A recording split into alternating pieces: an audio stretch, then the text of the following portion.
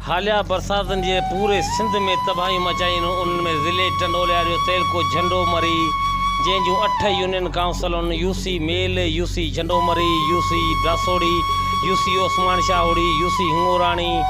जंहिंजा सवें ॻोठ आहिनि जे खुदानो मीरजत, ओलिया मींहुं, लोंग बालादी, दासोड़ी शहर, ओस्मान शाह हुड़ीअ, हारून सांद, लोंग बालादी, अंब मीरजत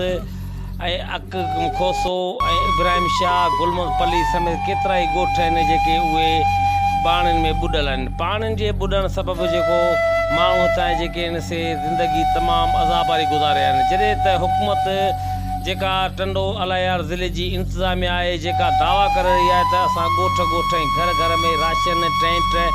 ऐं ॿियूं जेके सहूलियतूं मुहैया कयूं आहिनि, पर उन मां कैमरा सां तव्हां ॾेखारींदो वञा सभु माण्हू ॾिसी रहिया आहिनि त टंडो अलायार ज़िले जो तेलको झंडोमरी आहे जंहिंजा घर किरी आहे, ज़मीन जे फसल उहे पाणी हेठि, माल मता मरी आहे, जेके माल जेके बचिया आहिनि उहे बि रोडनि ते आहिनि, जेके मच्छरनि जे आज़ार सबबु जेके आहिनि से उहे मरी रहिया आहिनि। ऐं हिते जा माण्हू जेके आहिनि उहे मुख़्तलिफ़ बीमारियुनि में मुब्तला थी विया आहिनि, जंहिंमें गैस्ट्रो आहे, मलेरिया आहे ऐं चमड़ी जी बीमारियूं जेके आहिनि उहे वधि खां वधि जेके मरीज़नि में मर्ज़ फैलिजी रहियो आहे। पर सिहत खाते तरफ़ां हिते का बि जेका गोरी ॻोठनि में जेका न मच्छर मारे स्प्रे करायो आहे, न रिलीफ कैंप आई वई आहे। जॾहिं त तेलके झंडोमरी ॻोठ मींहुं जेको पूरो पाणी लपेट में आहे, उन पाणी निकाल करण लाइ ॻोठाणनि पारां चंदो करे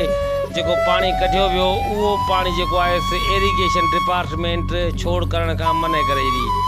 जंहिं ते सूबाई वज़ीर सईद ज़िया बादशाह रज़ी ऐं ॿियनि वसवारनि खे दायो, पर उन ते बि अमल न थियो। जॾहिं हिते केतिरा ई जेके कचा घर आहिनि उहे कखावा घर ढही चुका आहिनि, माल मता मरी चुका आहिनि,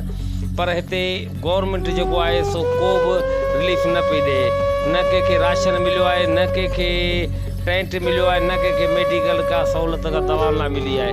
ऐं जेके घर घाट आहिनि उहे जेके आहिनि से साञा जेके माण्हू जो अमीर माण्हू आहे पंहिंजा ॻोठनि मां लॾ पलाण करे कंहिं महफ़ूज़ जॻहियुनि ते शहर मां रवाना थी विया आहिनि। ऐं ॻोठनि जा ॻोठ जेका हालियात बरसातुनि जे तबाहियुनि सबबु जेके आहिनि उहे बिल्कुलु ख़तमु थी चुका आहिनि। तेलके झंडोमरीअ जे 8 यूनियन काउंसिलनि में अॼु ताईं बि जेको आहे गुज़िरियल केतिरनि ॾींहंनि खां जेको बरसाति पवण बावजूदि हिते इंतिज़ामिया जेका अघोर निंड सुतल आहे। जीअं डिप्टी कमिश्नर टंडो अलायार कंहिं बि इलाइक़े जो दौरो न करे सघियो आहे, जॾहिं मुख़्तियारकार झंडोमरी पिणु जेको सो सिर्फ़ु ऑफिस तां महदूद आहे। उन खां सवाइ जेको चूंडियल असांजे सूबाई वज़ीर सईद ज़िया बादशाह रज़ी उहो बि जेको दौरो करे ॼाण न वरिती आहे। जॾहिं हितां जेके अफ़सोस